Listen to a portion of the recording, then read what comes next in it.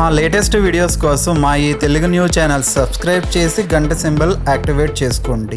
రేపే అనంత పద్మనాభ చతుర్థి పౌర్ణమి ముందు రోజు. ఈ రోజే మహిమాన్వితమైన అనంత పద్మనాభ వ్రతం చేసుకుంటారు. ఇది భాద్రపద మాసంలోకెల్లా అత్యంత పవిత్రమైన రోజు. భాద్రపద శుక్ల చతుర్దశి అనంతుని పూజకు ఉత్కృష్టమైనది. ఇది ఎంతో పవిత్రమైన రోజు. భాద్రపద శుక్ల చతుర్దశికే అనంత పద్మనాభ చతుర్దశి అనే పేరు ఏర్పడింది. అనంతుడు అనేది త్రిమూర్తులలో ఒకడైన విష్ణువు పేర్లలో ఒకటి. వ్రతాలలో అనంత చతుర్దశి వ్రతానికి చాలా ప్రాముఖ్యాన్ని ఇస్తుంది. స్మృతి దర్పణము అనే గ్రంథము కష్టాలలో మునిగి ఉన్నప్పుడు బయటపడడానికి ఓ ఉత్తమ సాధనంగా ఈ వ్రతాన్ని భావించటం తరతరాలుగా వస్తుంది.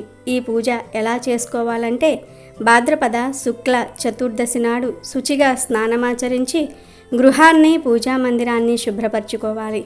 పూజా మందిరమునందు అష్టదళ పద్మాన్ని తీర్చిదిద్దాలి. ఆ పద్మం చుట్టూ రంగవల్లికలతో అలంకరించుకోవాలి. దానికి దక్షిణ భాగంలో నీరు నింపిన కలశం ఉంచాలి. పద్మానికి మధ్యలో దర్భలతో తయారు చేసిన 7 పడగలతో ఉన్న అనంత పద్మనాభ స్వామి బొమ్మను పెట్టాలి. దర్భలతో చేసిన ఆ బొమ్మలోనికి అనంత పద్మనాభ స్వామిని ఆవాహన చేయాలి. ఎర్రని రంగులో ఉండే 14 ముడులతో ఉన్న తోరాన్ని స్వామి దగ్గర ఉంచాలి. షోడశోపచార పూజ చేయాలని పురోహితులు చెప్తూ ఉన్నారు. ఇలా పద్మనాభ వ్రతాన్ని ఆచరించే వారికి సకల సౌఖ్యాలు సకల సౌభాగ్యాలు చేకూరతాయని విశ్వాసం. ఈ వ్రత మహిమతో కృతయుగంలో సుశీల కౌటున్య దంపతుల సకల సంపదలు సుఖ సంతోషాలతో జీవించినట్లుగా పురాణాలు చెప్తూ ఉన్నాయి.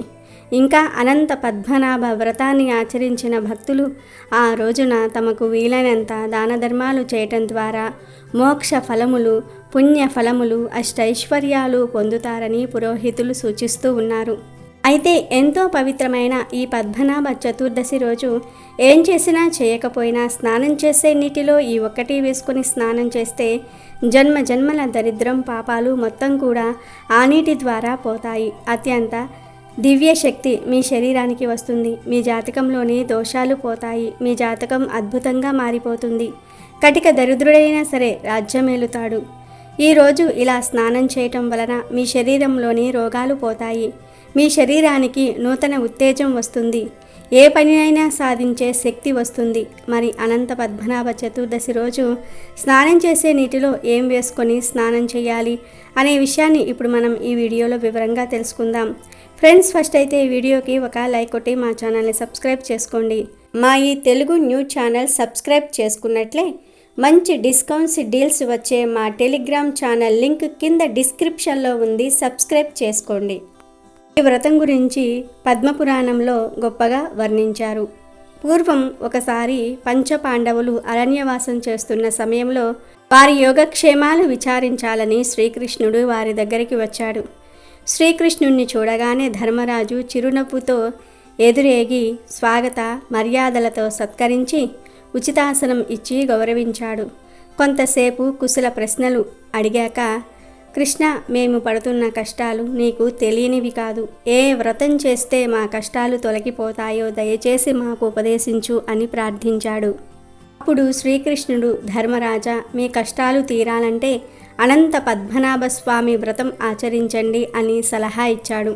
అప్పుడు ధర్మరాజు, కృష్ణ, అనంతుడంటే ఎవరు అని ప్రశ్నించాడు. ధర్మరాజా, అనంత పద్మనాభుడంటే మరెవరో కాదు, నేనే కాలస్వరూపుడినై సర్వం వ్యాపించి ఉంటాను. రాక్షస సంహారం కోసం నేనే కృష్ణుడిగా అవతరించాను. సృష్టి స్థితి లయ కారణభూతుడైన అనంత పద్మనాభ స్వామిని కూడా నేనే. మత్స్య కూర్మ వరాహాది అవతారాలు నావే. నాయందు 14 ఇంద్రులు, 8 వస్తువులు, 11 రుద్రులు, 12 సప్త ఋషులు, 14 భువనాలు, ఈ చరాచర సృష్టి చైతన్యము ఉన్నాయి. కనుక అనంత పద్మనాభ స్వామి వ్రతం ఆచరించు అన్నాడు శ్రీకృష్ణుడు. ఈ వ్రతాన్ని ఎలా చేయాలి, ఇంతకు ముందు ఎవరైనా చేశారా అని అడిగాడు ధర్మరాజు. అప్పుడు కృష్ణుడు ఇలా చెప్పటం ప్రారంభించాడు. పూర్వం కృతయుగంలో వేదాంగ విధుడైనటువంటి సమంతుడనే బ్రాహ్మణుడు ఉండేవాడు. అతని భార్య పేరు దీక్షాదేవి. వీరి ఏకైక కుమార్తె పేరు సుగుణవతి. ఈమెకు దైవభక్తి ఎక్కువ. సుగుణవతికి యుక్త వయసు వచ్చేసరికి ఆమె తల్లి మరణించటంతో సుమంతుడు మరొక యువతిని వివాహం చేసుకున్నాడు. అతని రెండవ భార్య పరమ గయ్యాలి. అందుచేత సుమంతుడు తన కుమార్తె అయిన సుగుణవతిని కౌటున్య మహర్షికి ఇచ్చి వివాహం జరిపించాడు. పెళ్ళయ్యాక సుమంతుడు తన అల్లుడికి ఏదైనా బహుమానం ఇవ్వాలని అనుకున్నాడు. ఈ విషయం తన భార్యతో చెప్తే ఆమె అల్లుడని కూడా చూడకుండా అమర్యాదగా ప్రవర్తించింది. అప్పుడు సుమంతుడు తన భార్య ప్రవర్తనకు బాధపడి పెండ్లి కోసం వాడగా మిగిలిన సత్తుపిండిని అల్లుడికి బహుమానంగా ఇచ్చి పంపించాడు. సుగుణవతి తన భర్తతో కలిసి వెళుతూ మార్గమధ్యంలో ఒక తటాకం దగ్గర ఆగింది. అక్కడ కొందరు స్త్రీలు ఎర్రని చీరలు ధరించి అనంత పద్మనాభ స్వామి వ్రతం చేస్తూ ఉన్నారు.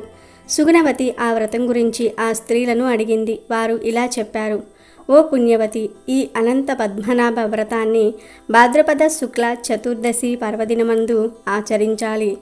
ఈ వ్రతం ఆచరించే స్త్రీ నదీ స్నానం చేసి ఎర్రని చీర ధరించి వ్రతం చేసే ప్రదేశాన్ని గోమయంతో అలికి పంచవర్ణాలతో అష్టదళ పద్మం వేసి ఆ వేదికకు దక్షిణ భాగంలో ఉదకపూరిత కలశాన్ని ఉంచి వేదికకు మరో భాగంలోనికి యమునాదేవిని మధ్య భాగంలో దర్భలతో చేసిన సర్పాకృతిని ఉంచి అందులోనికి శ్రీ అనంత పద్మనాభ స్వామి వారిని ఆవాహన చేసి షోడశోపచారాలతో అర్చించాలి.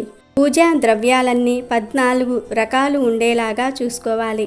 14 ముడులు గల కుంకుమతో తడిపిన నూతన తోరాన్ని ఈ అనంత పద్మనాభ స్వామి సమీపంలో ఉంచి పూజించి 7.5 కిలోల గోధుమ పిండితో 28 అరిసెలు చేసి స్వామికి నైవేద్యం పెట్టి వాటిల్లో 14 అరిసెలు బ్రాహ్మణులకు దానమిచ్చి మిగిలిన వాటిని భక్తిగా భుజించాలి. ఇలా 14 సంవత్సరాలు వ్రతమాచరించి ఉద్యాపన చేయాలి అని చెప్పారు. వెంటనే సుగుణవతి అక్కడే శ్రీ అనంత పద్మనాభ స్వామి వ్రతం ఆచరించి తన తండ్రి ఇచ్చిన సత్తుపిండితో అరిసెలు చేసి బ్రాహ్మణునికి వాయనం ఇచ్చింది. ఆ వ్రత ప్రభావం వల్ల సుగుణవతి అఖండ ఐశ్వర్యవంతురాలయ్యింది. కానీ ఆ ఐశ్వర్యం చూసుకొని కౌటున్యునికి గర్వం పెరిగింది. ఒక సంవత్సరం సుగుణవతి వ్రతం చేసుకొని తోరం కట్టుకొని భర్త దగ్గరకు వచ్చింది. అప్పుడు కౌటున్యుడు ఆ తోరాన్ని చూసి కోపంగా ఎవరిని ఆకర్షించాలని ఇది కట్టావు అంటూ ఆ తోరాన్ని నిప్పుల్లో పడవేశాడు. అంతే, ఆ క్షణం నుంచే వారికి కష్టకాలం మొదలై గర్భదారిద్రులైపోయారు. కౌటునీయుల్లో పశ్చాత్తాపం మొదలై అనంత పద్మనాభ స్వామి వారిని చూడాలనే కోరిక ఎక్కువైపోయింది. ఆ స్వామిని అన్వేషిస్తూ బయలుదేరాడు. మార్గమధ్యంలో పండ్లతో నిండుగా ఉన్న మామిడి చెట్టు పైన ఏ పక్షి వాలకపోవటం చూసి ఆశ్చర్యపోయాడు. అలాగే పచ్చగా నిండుగా ఉన్న పొలంలోనికి వెళ్లకుండా దూరంగా ఉన్న ఆంబోతును, పద్మాలతో నిండుగా ఉన్న సరోవరంలో దిక్కుండా నిలబడి ఉన్న జల పక్షులను, మరో ప్రదేశంలో ఒంటరిగా తిరుగుతున్న ఓ గాడిదను, ఏనుగును చూసి ఆశ్చర్యపోతూ మీకు అనంత పద్మనాభ స్వామి తెలుసా అని అడిగాడు. తెలియదు అని అవన్నీ జవాబిచ్చాయి. అలా ఆ స్వామిని అన్వేషిస్తూ తిరిగి ఒక చోట సొమ్మసిల్లి పడిపోయాడు. అప్పుడు అనంత పద్మనాభ స్వామికి అతనిపై జాలి కలిగి ఓ వృద్ధ బ్రాహ్మణి రూపం ధరించి అతని దగ్గరికి వచ్చి సేద తీర్చి తన నిజరూపం చూపించాడు. కౌటిన్యుడు ఆ స్వామిని పలు విధాల స్తుతించాడు. తన దరిద్రం తొలగించి అంత్యకాలంలో మోక్షం అనుగ్రహించమని కోరుకున్నాడు. దాంతో అనంత పద్మనాభ స్వామి అనుగ్రహించాడు. అప్పుడు కౌటిన్యుడు తన మార్గమధ్యలో చూసిన వింతలు గురించి ఆ స్వామిని అడిగాడు. విప్రోత్తమ, తను నేర్చిన విద్యను ఇతరులకు దానం చేయనివాడు అలా ఒంటరి మామిడి చెట్టుగాను, మహాధనవంతుడై పుట్టిన అన్నాదులకు అన్నదానం చేయనివాడు అలా ఒంటరి ఆంబోతుగాను, తాను మహారాజునైన గర్వంతో బ్రాహ్మణులకు బంజరు భూమి దానం చేసేవాడు నీటియందు నిలబడిన పక్షుల్లాగాను, నిష్కారణంగా పరులను దూషించేవాడు గాడిదగాను, ధర్మం తప్పిన వాడైన వాడు ఏనుగులాగా జన్మించారు. నీకు కనువిప్పు కలగాలనే వాటిని నీకు కనిపించేలాగా చేశాను. నీవు అనంత పద్మనాభ వ్రతాన్ని 14 సంవత్సరాలు ఆచరిస్తే నీకు నక్షత్రలోకంలో స్థానమిస్తాను అని చెప్పి మాయమయ్యాడు శ్రీ మహావిష్ణువు. అనంతరం కౌటిన్యుడు తన ఆశ్రమానికి వచ్చి జరిగిందంతా కూడా భార్యకు చెప్పి 14 సంవత్సరాలు అనంత పద్మనాభస్వామి వ్రతం ఆచరించి భార్యతో కలిసి నక్షత్రలోకం చేరుకున్నాడు అని శ్రీకృష్ణుడు ధర్మరాజుకు అనంత పద్మనాభస్వామి వ్రతం గురించి వివరించి చెప్పాడు. అనంతరం పాండవులు ఈ వ్రతం ఆచరించారు. ఆ తర్వాతే కీచకుణ్ణి వాడి తమ్ముళ్లను భీముడు అవలీలగా చంపేశాడు.